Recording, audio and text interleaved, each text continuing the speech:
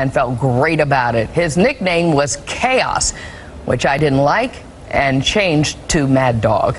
Okay, first of all, he resigned. You didn't fire him. Second, you didn't come up with the name Mad Dog. He's had it since at least 2004, and we know you didn't come up with it because it's a cool nickname, and your nicknames suck. Sorry, dude. If you come up with a nickname for him, it would have been something like Lame James or Jumpin' Jim. Jumpin' Jim Mattis. You want to jump on up to the microphone? Always jumping Jim. Mattis's decision to speak out is yet another indication of the truly precarious moment we're in. Trump and the police establishment are obviously threatened by the widespread popularity of the protests, which have been both effective and everywhere. Protests continue nationwide today, pleading for drastic changes in America's law enforcement.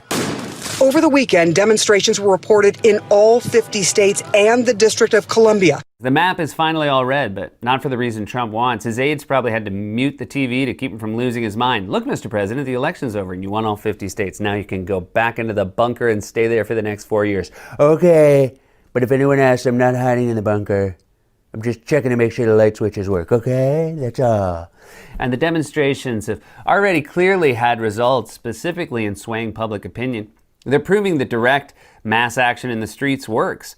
One poll found that a majority of the American public says that the anger that led to these protests is fully justified.